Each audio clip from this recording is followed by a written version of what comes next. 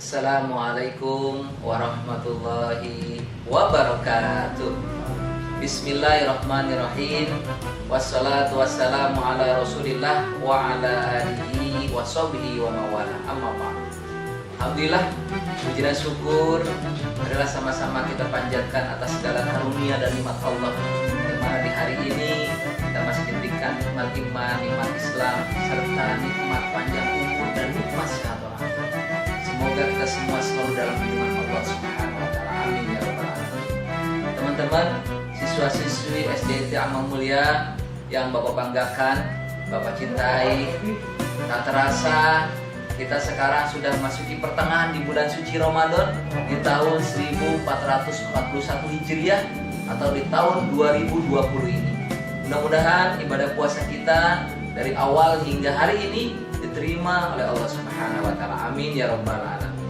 Teman-teman yang Bapak banggakan, ketemu lagi dengan Pak Oji dalam kisah di bulan suci Ramadan.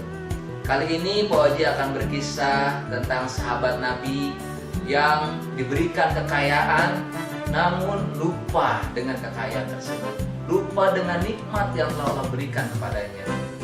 Ketika Rasulullah SAW meminta zakat, tetapi sahabat Nabi ini enggan dan malah pura-pura tidak tahu, padahal dulunya tidak punya apa-apa.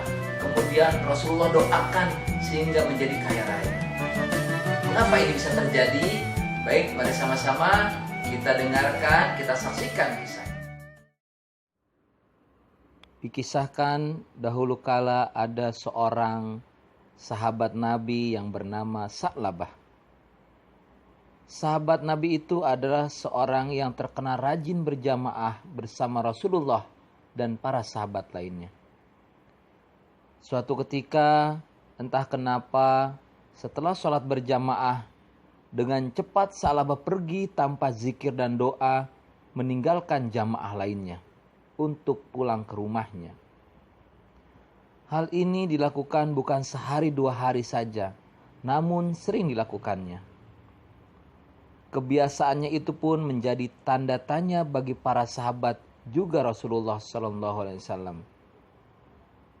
Lalu pada suatu hari setelah sholat berjamaah, Rasulullah yang melihat Sa'labah terburu-buru untuk pulang segera memanggilnya. Sa'labah pun menghadap Rasulullah. Di sana Rasulullah bertanya pada Sa'labah, "Wahai Sa'labah, kenapa kamu selalu terburu-buru ketika selesai sholat berjamaah?" Dengan takzim dan sopan, Sa'labah pun menjawab pertanyaan Rasulullah. "Sesungguhnya saat ini di rumah ada seorang yang menungguku ya Rasulullah. Dia menunggu untuk bergantian memakai baju untuk melaksanakan sholat. Saya hanya memiliki selai kain untuk dipakai secara bergantian. Ketika saya sholat, maka istri saya akan bersembunyi hingga saya datang untuk kembali." Sa'labah menjelaskan dengan sebenar-benarnya.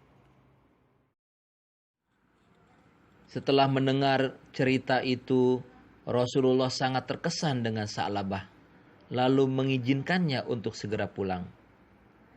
Selang beberapa hari kemudian, Sa'labah meminta tolong kepada Rasulullah untuk mendoakan dia agar bisa merubah nasib sedikit saja agar memiliki harta benda.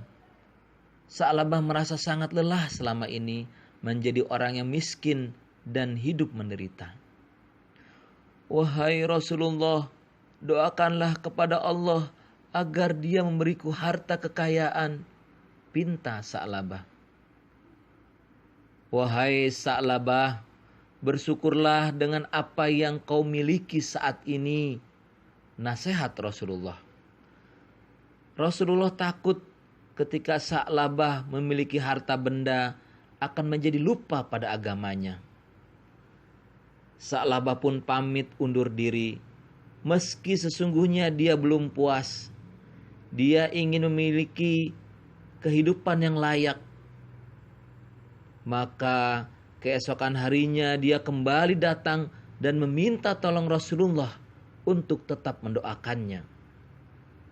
Dia berjanji akan menjaga apa yang nanti dia dapatkan dan menggunakannya untuk jalan kebaikan. Rasulullah pun akhirnya mendoakan Sa'labah agar memiliki harta dan bisa hidup dalam kemewahan. Lalu Rasulullah memberikan 2 ekor kambing kepada Sa'labah. Dia nampak begitu senang, lalu kembali pulang untuk memberitahu istrinya dengan membawa 2 ekor kambing pemberian Rasulullah.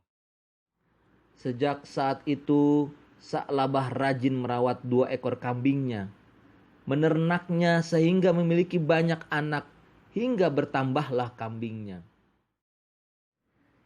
Kini dia pun sudah hidup berkecukupan. Namun, sejak dia sibuk mengurusi ternak kambingnya, dia jadi jarang sholat berjamaah. Bahkan, dia sering mengakhirkan sholat. Dia selalu sibuk dengan kambing daripada harus bertemu dengan pencipta alam semesta. Jarangnya Sa'labah yang tak lagi pernah muncul membuat Rasulullah bertanya-tanya, ada apa gerangan dengan Sa'labah? Lalu Rasulullah pun mengutus sahabat untuk ke tempat Sa'labah bertepatan dengan perintah zakat untuk kaum yang mampu. Sa'labah yang saat ini sudah menjadi saudagar kaya diharapkan mau menjakatkan hartanya dari ternak kambingnya. Namun siapa sangka dengan gaya seperti orang bodoh, dia pura-pura tak mengerti tentang zakat yang diajukan sahabat Rasulullah itu tadi. Dia menolak berzakat. Assalamualaikum wahai Sa'labah, kami diutus oleh Rasul untuk meminta zakat darimu. Zakat? Apa itu zakat? Tidak, pulanglah kalian. Sahabat yang ditugaskan pun kembali dan langsung menghadap Rasulullah. Sahabat itu menceritakan semua perilaku Sa'labah. Celakalah engkau wahai Sa'labah. Itulah kalimat yang Rasulullah SAW katakan. Beliau marah dan kecewa pada Sa'labah yang katanya akan tetap berjuang dalam agama Islam sesuai janjinya. Tapi nyatanya dia terlena dan berani menolak perintahnya. Setelah kejadian menolak perintah zakat dari Rasulullah, Sa'labah merasa resah. Dia merasa bersalah karena telah mengingkari janjinya. Lalu dia memutuskan untuk ke rumah Rasulullah. Dia ingin meminta maaf sekaligus memberikan zakat dari ternak kambingnya. Ya Rasulullah, maafkan hamba ya Rasul. Hamba ingin membayar zakat. Namun Rasulullah langsung menjawab, Allah telah melarangku menerima zakatmu. Betapa sedihnya Sa'labah. Sifat kikir dan lalai telah membuatnya sengsara. Dia telah dilaknat oleh Allah Subhanahu wa taala dan Rasulullah karena tidak mau mengikuti perintah membayar zakat. Nah, teman-teman, itu adalah balasan bagi seorang yang telah lalai pada agama dan janji yang dibuatnya. Akibatnya, dari kikir serta tamaknya, Allah tidak meridhoinya.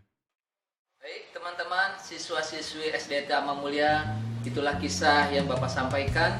Mudah-mudahan kita bisa mengambil hikmah dan pelajaran dari kisah tersebut. Bapak akhiri, Assalamualaikum warahmatullahi wabarakatuh.